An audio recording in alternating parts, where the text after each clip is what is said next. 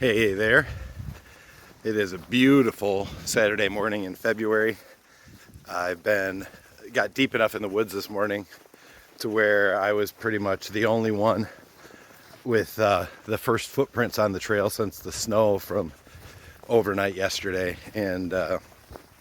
But I am sharing it with game trail. And in fact, like right now, I'm on what looks like a turkey track highway. And if you didn't look at it closely, you'd think it was human footprints because it was so matted down. But you could see them going back and forth, so I must have been going right over their trail. But yeah, it's a great morning, beautiful day.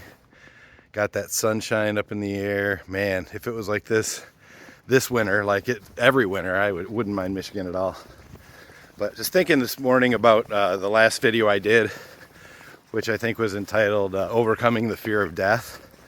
And the more I thought about it, it's really could have been more appropriately titled Overcoming the Fear of the Death of Other People.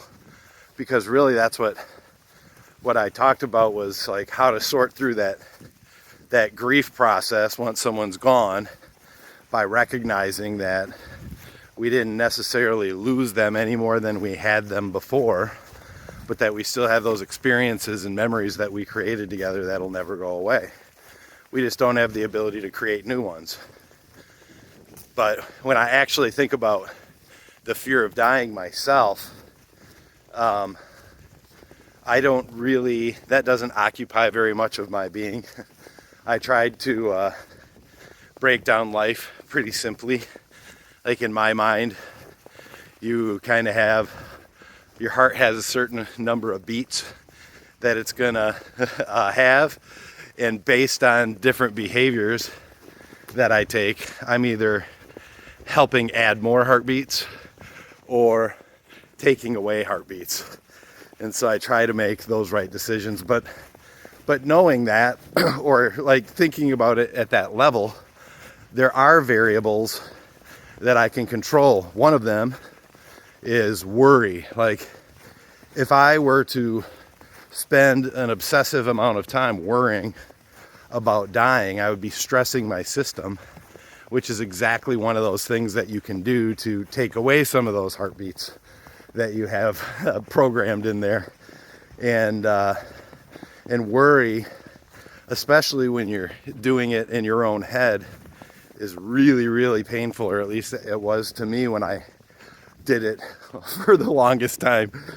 But yeah, it can be really horrible. So worry is one of the things you can control. But then if you just start to think about what you need to live a healthy life, and I really learned a lot of it with backpacking. I mean, obviously the number one thing you need if you're going to be backpacking or anything in life is shelter. So let's get beyond that. But you need to have nutrition, right? If you don't have protein, you don't have food, you're not gonna make it very long, because that's where we get our energy. And obviously it's more important to eat the whole type foods than that processed garbage that we all grew up thinking it was perfectly fine, because our health system had not gotten their narrative consistent with the truth. But anyway, so nutrition is something that you have to think about. Obviously, the older I get, the more I realize I can't eat like I used to. My digestive system just takes a little bit longer. So, but that's an important thing. Hydration. You've got to drink water. Oh my gosh, it's not only required for your organs to remain healthy, but it gets rid of headaches. I had so many headaches when I was younger, and when I look back, I never intentionally drank water. And it's almost like as soon as I started to do that, the reflux went away, the headaches went away, and it totally could have been primarily related just to water intake. But that's something that needs to happen. Movement, like we've all heard the phrase, use it or lose it. You got to get up and move. So many people just sit at their desk all day, and then they hop in their car and they ride home on their long commute, and then they crash on the couch, and then they go to bed and they never move.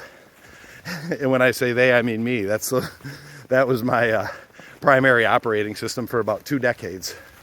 And use it or lose it. I was not doing anything healthy. I was not getting out and moving, and everything started to be impacted. It was just like when I used to run my car without putting oil in it. It slowly broke down over time. But that's really important, to continue to move. And I like hiking because, running, I feel like it could pound my joints, all these other things. And as long as I can walk, I'll always have that ability to get out there and move. That's a really important thing. Stress relief. All of us have stresses in life. Sometimes even the small ones feel like really big ones because that's the way our system sets it up for us. But we need to have things that help us process through stress in a healthy way. Because stress, again, that's that thing that takes away those heartbeats. You gotta find something to be able to work that out. Obviously for me, or maybe not obviously, this is it. I mean, starting every day out here in the woods, moving, taking in all the scenery, just beautiful. And it completely grounds me. And when I'm out here, there is no chaos. As soon as I get back in the car and the radio comes on, or I start to get into a place where there's lots of people, the chaos begins. The repeating of the negative narrative about how bad the world is or whatever it happens to be. Out here, none of that exists. So that mental break, or that mental clarity, helps me realize what is real, this, and what's not, all that garbage, when I get sucked into that matrix.